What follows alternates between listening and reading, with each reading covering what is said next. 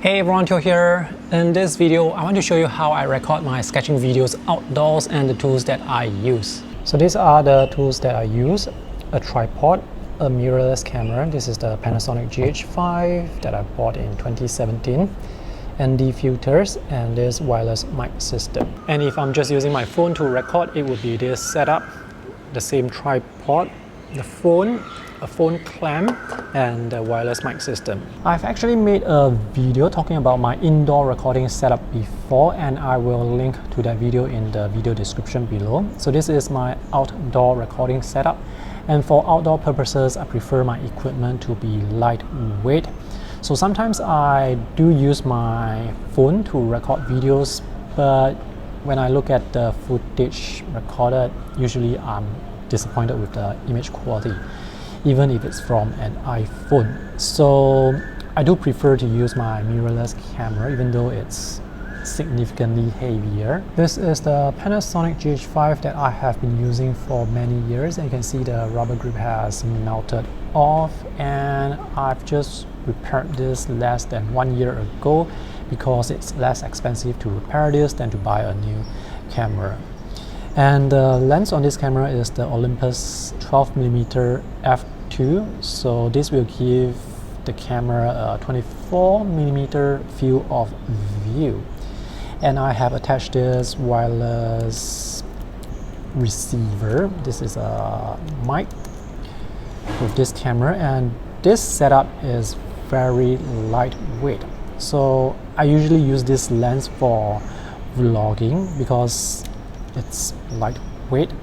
Now if I need more versatility, I would go with this lens sometimes. This is the Olympus 12mm to 50.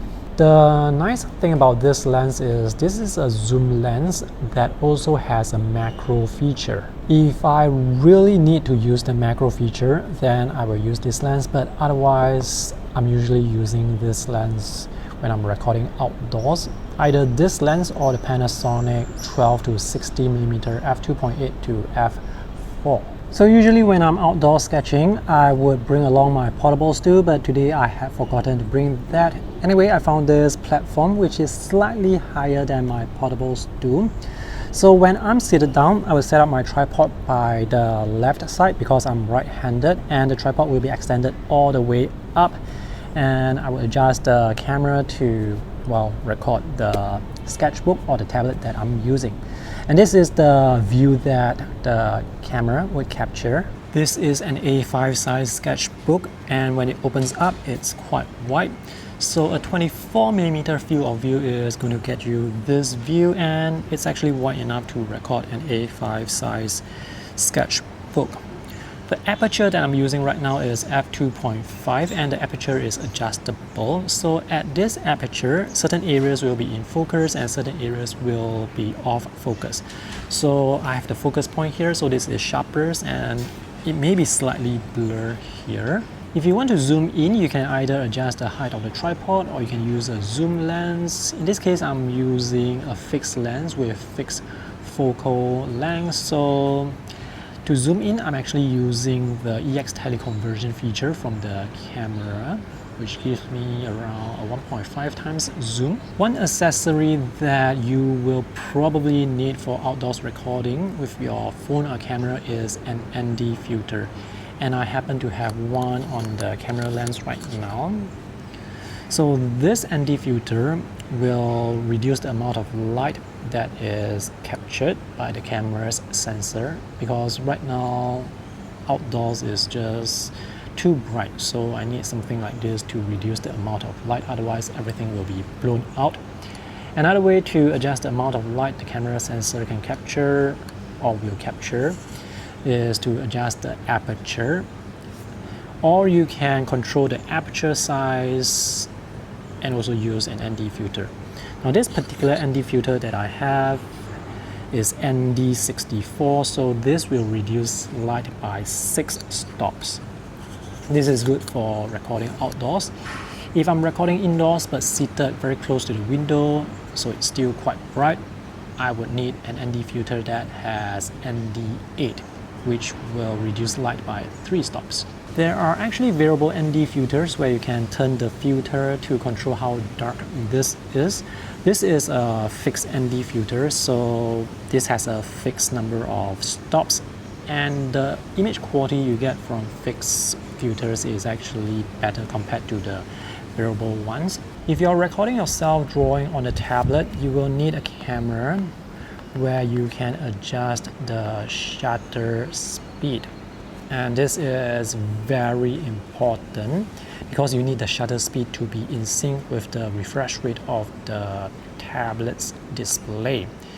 If the speed is not in sync with the refresh rate, the display will flicker.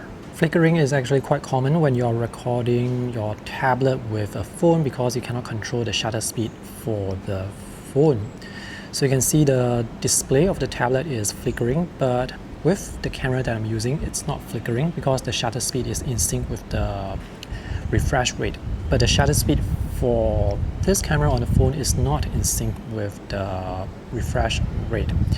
So if you're using a phone, you can actually change the recording standard. So right now it's recording at 25 FPS.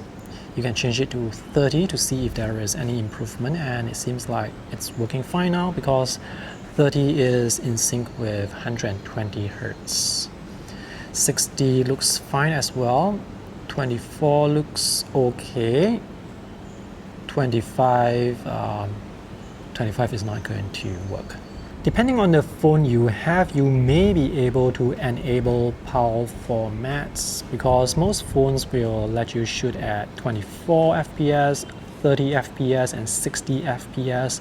But for me, I also need 25 and 50 FPS because here in Singapore, the electricity is actually in sync with 25 and 50. If that's too much jargon for you, all you have to remember is if the footage you are recording shows a flickering tablet, all you have to do is adjust the shutter speed so that the tablet does not flicker. And if you cannot adjust the shutter speed for your camera, then it's going to be very difficult to record yourself drawing on the tablet because nobody wants to look at a flickering display. Now, the other option to record yourself drawing without a camera is to do a screen record. I usually use screen recording when I cannot use my tripod to record myself drawing because the tripod is not that tall. So whenever I'm using screen recording, I will also attach my wireless mic so that I can talk while I draw. This mic that I'm using, which actually comes as a set, so this is the receiver and this is the transmitter, and there is another receiver for the mirrorless camera. So this is the USB adapter that can connect to the tablet, and you can also connect this to a phone to record audio to your phone. And as you can see, this setup is quite small, so this is very compact and lightweight, very convenient. But unfortunately, I just discovered this morning that this was damaged because there was some sand inside that damaged the pins. And now let me show you my phone recording setup. So I'm using an iPhone because this can record at 25 and 30 FPS. Most Android phones do not give you the option to record at 25 or 50 FPS. So that's one advantage of having an iPhone for recording. And if you want to record with a phone, you definitely need a phone clamp. And if you want to record audio, you will need a wireless mic. So this phone clamp that I have here is really good. I bought this on Amazon and I will link to it in the video description below. So I usually have the wireless mic attached to the phone. And what I like about this phone clamp is you can press this button behind and you can just turn the phone vertically if you need to record vertical videos. But for me, I always record horizontal videos because I don't record for vertical format. Another thing I like about this phone clamp is this cold shoe here can rotate. So if I actually need to use a directional mic, I can attach this here and I can actually turn the directional mic to face the person when I'm interviewing people or face me when I need to talk to the mic. Now with this directional mic, you will need some way to connect the cable to the phone, so this is not going to work. So instead of the smaller mic, I will have to use this bigger wireless mic. So let me just remove my phone to show you how I usually set this up. I will have this L connector here. So this is connected to the receiver, the wireless receiver. I will have the cable go here like this, so that when I put the phone in like this, the cable is actually between the phone and the clamp. And there is another cold shoe mount here, so I can clip this here. And this is a pretty complicated setup. This will go to the transmitter, and this will clip here. So this is the setup that I use when I'm recording events, when I'm doing event coverage. So with this wireless setup, I can turn the mic 360 without having to worry about the cables tangling. That earlier setup is a bit excessive and is more suited for event coverage. For recording yourself, this setup is just more compact and you can use this at home as well. Let's take a closer look at this small tripod that I have here that I have been using for years. I'll put the brand and model in the video description below. So this is considered a tabletop tripod. It's smaller than standard tripods, and I need the tripod to be small so that it's lightweight, because carrying a big tripod with all those equipment around is very tiring. And what I like about this tripod is you can twist here and you can pull this out. So this is an extendable arm that I bought separately. It's made with carbon fiber, so this allows me to extend the arm here by an extra 30 to 32 centimeters. So if I need the tripod to be higher, I can just extend this arm, and I can also extend the legs. So the legs are using this twist lock mechanism, so you can twist to lock or unlock and just pull out the legs. So this makes it very easy for me to deploy the tripod very quickly. And if I need to keep the legs, I just twist and push them back in. So this allows me to set up the tripod very quickly. And because I can pull this thing out, I can also put my camera here like this and vlog with it like this, although it's kind of heavy because this camera is heavy. So let me just adjust this. Okay, so I have my camera and the phone on the tripod plate, so the tripod plate will go onto this ball head, and definitely get a ball head instead of those support where there is an arm where you just turn around. Having a ball head is more flexible because you can just unlock this and you can turn it however you want in any direction. So this is way more convenient compared to those with the arm. And I can twist this to keep this and just lock everything down. So this is really good. It's heavy, it's still quite heavy, but it's not as heavy compared to a standard size tripod. You can use ND filters with phones as well. However, it's not as convenient compared to using ND filters with an actual camera and lens. Let me show you why. So this ND filter looks like this. So this is the actual filter itself, and this is the frame that holds the filter. You will need to attach the frame, this holder, to the phone.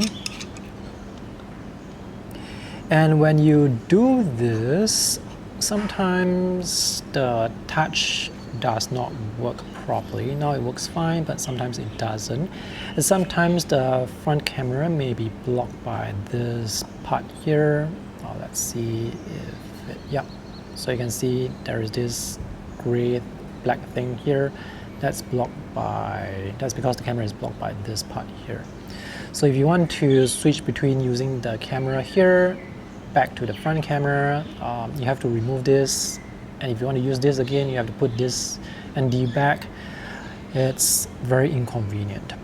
So let me just switch over to the other side. So this ND filter does the same thing. It reduces the amount of light that is going to the sensor. I'm not sure if you can see it. Anyway, let's take a look at the front. So it's quite big. It looks fine, I guess. It's not that heavy. I mean, because the phone is not that heavy. Now I have this transparent case on, and when I use this ND filter, sometimes the light would be reflected through the case and affects the image quality. So if you want to use a case, get those matte opaque cases. Don't use transparent cases. Whether you need an ND filter really comes down to what you are recording and where you are recording. So if you are recording in a bright environment, having an ND filter is really helpful. When you need to capture smooth motion, like people walking, cars moving, the trees swaying, having an ND filter is useful. An ND filter is good for creating motion blur to make the motion or actions in your videos look more natural. Now when you're drawing, the motion is small, it's not like this, so having an ND filter may not be necessary. Anyway, whether or not you need an ND filter is really something you have to find out for yourself. Alright, if you guys have other questions regarding recording art videos outdoors or indoors, let me know in the comment section below. And if you have the intention to buy any of the equipment that I have showed you, consider using the Amazon affiliate links that I have for you in the video description, because I get to earn some money but at no extra cost to you, and you guys get to support my YouTube channel, and I use the money to fund the web hosting for my website and also buy stuff to review, and now I need to buy a replacement for this. Alright, thanks for watching. See you guys in the next video. Bye.